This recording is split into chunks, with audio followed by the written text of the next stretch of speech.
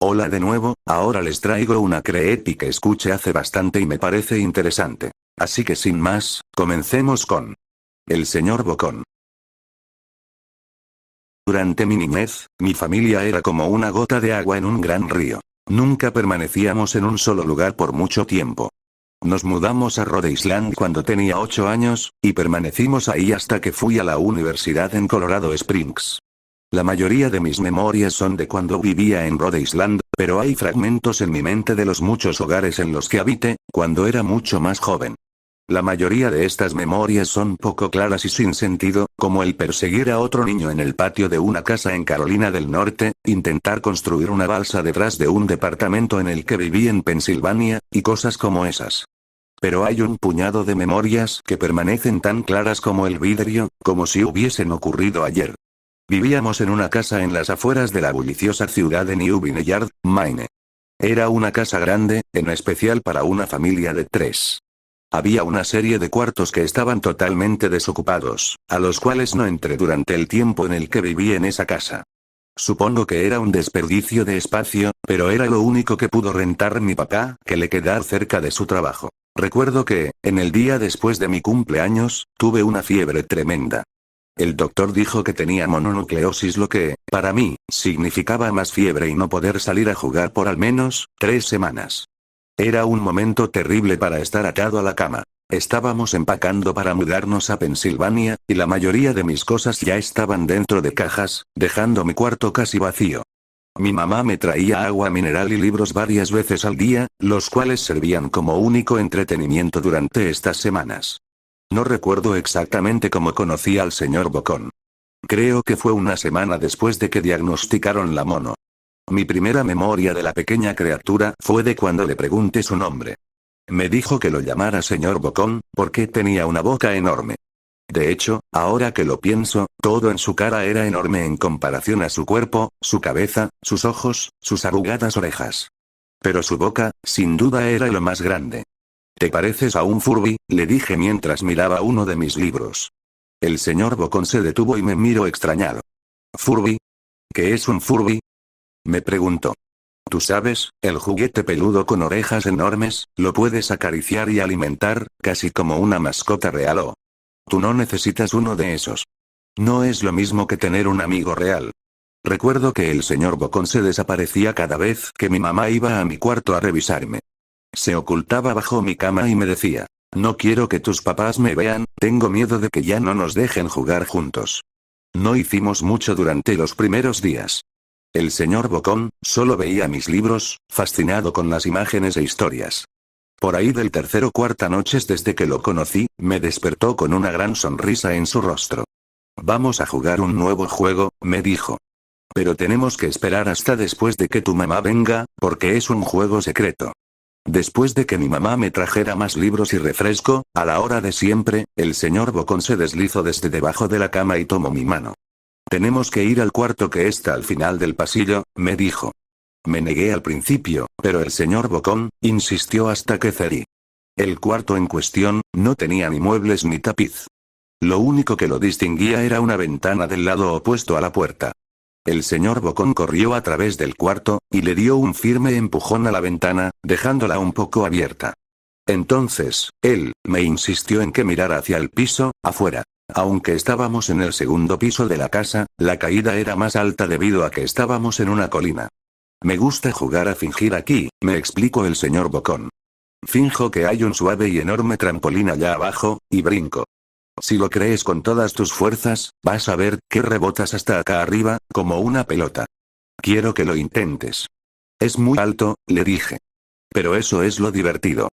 No sería tan divertido si fuera una caída corta. De ser así, mejor si rebotaras en un trampolín real». Recuerdo haber jugado con la idea. Dejarme caer en el fresco aire, y rebotar en algo que mis ojos no podían ver. Pero el realista en mí prevaleció. «Quizás en otra ocasión», le dije. «No sé si tenga tanta imaginación. Podría lastimarme». La cara del señor Bocón se contorsionó con un gruñido, pero solo por un momento. Decepcionado, se metió debajo de mi cama, donde estuvo quieto el resto del día. La mañana siguiente el señor Bocón llegó con una pequeña caja. «Quiero enseñarte malabares», me dijo. Aquí hay algunas cosas que puedes usar como práctica, antes de que te dé tu primera lección. Mire la caja. Estaba llena de cuchillos. Mis papás me matarán.